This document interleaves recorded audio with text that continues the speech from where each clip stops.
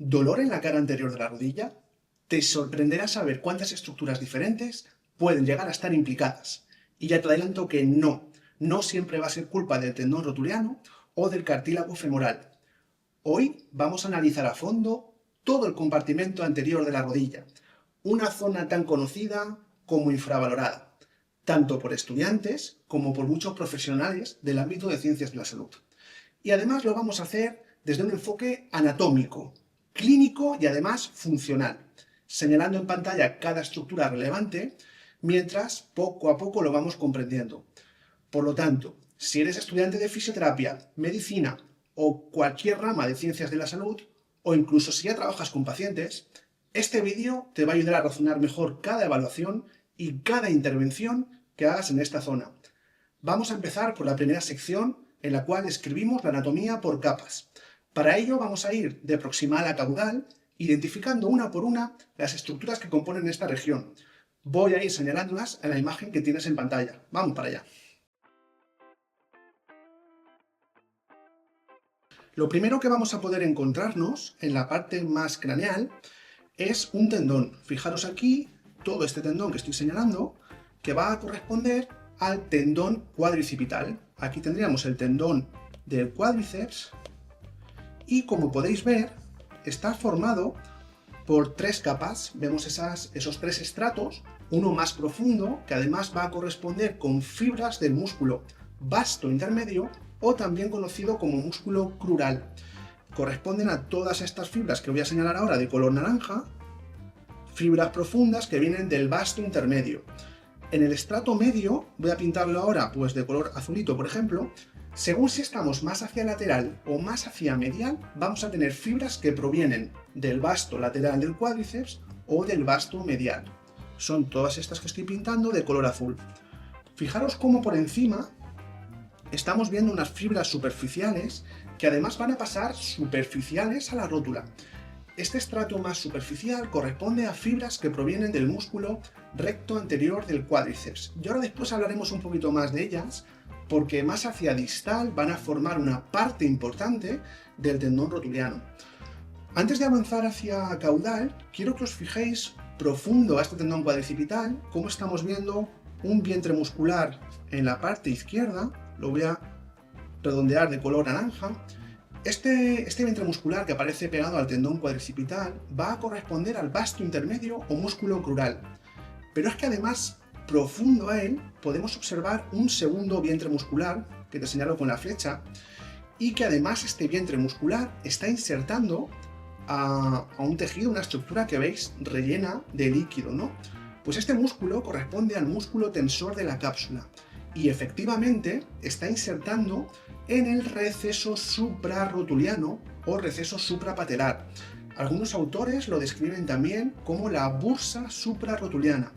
Esta bursa suprarrotuliana es una estructura relevante para valorar a nivel clínico, ya que nos da una información muy interesante, ya que cualquier patología que haya a nivel intraarticular, pues por ejemplo los meniscos, los ligamentos cruzados, o incluso el cartílago femoral, cuando están irritados, cuando están dañados, van a generar líquido sinovial a nivel intraarticular, y este líquido sinovial, la tendencia va a ser a fugarse por donde buenamente pueda.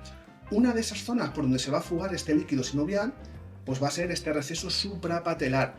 Además, en la parte posterior de la rodilla, lo veremos en otro vídeo, también tenemos otro receso posterior y es una zona donde también va a fugarse este líquido sinovial. Por lo tanto, si cuando estéis valorando a vuestros pacientes encontráis un gran volumen de líquido en la bursa suprarrotuliana, id a pensar que hay algún tipo de problema intraarticular, ¿sí? Bien, una vez escritas estas estructuras que tenemos craneales a la rótula, vamos a continuar descendiendo. Y nos va a aparecer ahora un hueso, que es un hueso sesamoideo, es decir, es un hueso que actúa como un brazo de palanca en transmisión de fuerza. Pues tenemos la rótula. Aquí tendríamos la rótula, y fijaros cómo superficial a la rótula está pasando esa expansión del tendón cuadricipital que formaba parte del recto anterior del cuádriceps, y vamos a ver en este polo inferior de la rótula cómo nos aparece un segundo estrato, una segunda capa más profunda, y va a conformar junto a la superficial, pues este tendón rotuliano. Aquí tendríamos el tendón rotuliano conformado por sus dos estratos. Seguro que habéis escuchado en alguna ocasión llamar a este tendón rotuliano como ligamento rotuliano, y la verdad es que no acaban de estar equivocados del todo.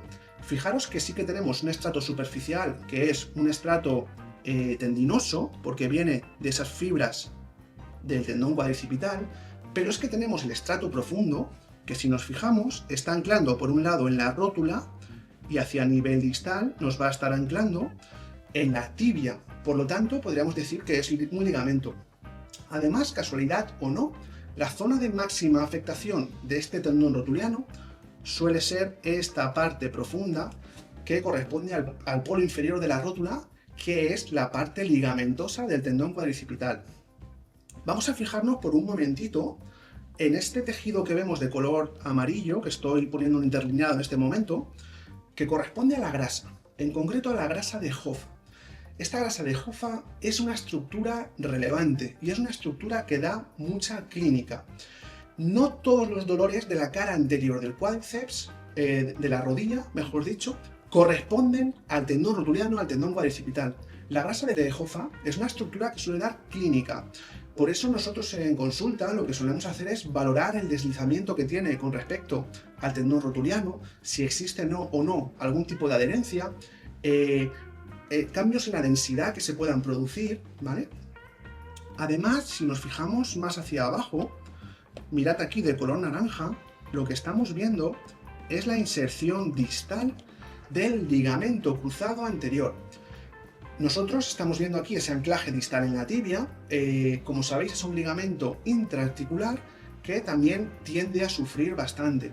Sobre todo en consulta, yo lo que me he encontrado son jugadores de fútbol, baloncesto, incluso algunos corredores, en un mecanismo de lesión en el cual clavan el pie, hacen un giro brusco para hacer un cambio de dirección, y en ese momento pues pueden llegar a sentir un chasquido, una inestabilidad, pues probablemente el ligamento cruzado anterior se haya dañado. Bien, si continuamos con nuestro repaso anatómico hacia distal, vamos a fijarnos en esta estructura que voy a pintaros ahora de color, pues podemos decir rojo. Aquí tenemos todo esto, que corresponde a la bursa infrarrotuliana, una bursa que se sitúa entre el tendón rotuliano y la cortical de la tibia. Su función es proteger al tendón del roce con la cortical. Es una de esas bursas que tenemos en el cuerpo que excepcionalmente pueden contener más de 2 milímetros de líquido sinovial y considerarse normales. Si descendemos un poquito más en este recuerdo anatómico, vamos a estar viendo, en este caso de color, de color naranja, pues la zona de inserción del tendón o ligamento rotuliano que corresponde con la tuberosidad tibial anterior. Aquí tendríamos esta tuberosidad tibial anterior, una zona en la que habitualmente se da la patología conocida como Osgood-Schlatter, una patología que se da en adolescentes, en etapas de crecimiento, cuando esa excesiva tracción que ejerce el tendón rotuliano sobre la cortical lo que hace es como un estiramiento cortical, una pequeña avulsión. Son patologías que habitualmente generan cambios corticales y además son muy dolorosas en esa etapa de crecimiento. Vamos ahora con la biomecánica de esta región. Y antes que nada vamos a empezar comprendiendo el aparato extensor. El aparato extensor está conformado por un lado por el tendón cuadricipital, por la rótula y en última instancia por el tendón rotuliano. Este aparato extensor no solo transmite fuerza, sino que actúa como una palanca que nos va a multiplicar la eficiencia del cuádriceps en el gesto de extensión de la rodilla. La rótula es un hueso sesamoideo que va a funcionar como una polea anatómica. Lo que va a hacer es desviar la dirección de la tracción y nos va a aumentar el brazo del momento de la fuerza. Eso permite que el cuádriceps genere mayor fuerza realizando un menor esfuerzo. Pero este sistema va a depender de varios factores. En primer lugar, de la alineación de la rótula. Segundo lugar, del equilibrio que existe, el equilibrio dinámico entre el vasto lateral y el vasto medial. Además también va a intervenir o va a influir el tono del cuádriceps y en último lugar la relación con estructuras blandas como la grasa de Hoffa. Por ejemplo, si la grasa de Hoffa se inflama o se adhiere al tendón rotuliano, puede alterar la cinemática de la rótula y producir dolores. Otro punto biomecánicamente clave es el ángulo Q. Si este ángulo Q es excesivo, la rótula va a tender a lateralizarse, aumentando el riesgo de un síndrome fémoro-patelar o de un desgaste prematuro de ese cartílago hialino. Ahora vamos con lo que más te interesa si trabajas con pacientes. Voy a mencionarte y a describirte las principales patologías que nos vamos a encontrar en esta cara anterior de la rodilla. Y, en primer lugar, como no podía ser de otra manera, nos vamos a encontrar con la tendinopatía rotuliana.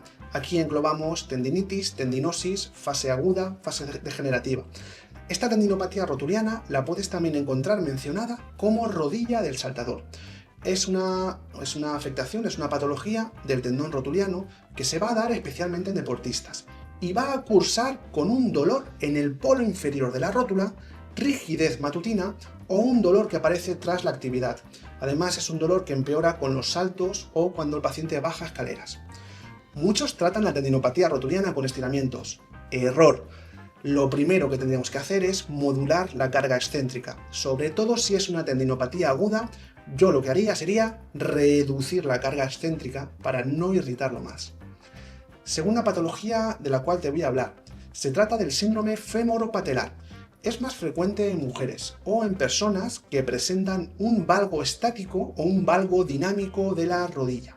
Se caracteriza por un dolor difuso en la cara anterior que aparece al subir o bajar escaleras, al estar mucho tiempo sentado y pasar a la bipedestación o al hacer ejercicios como las sentadillas profundas.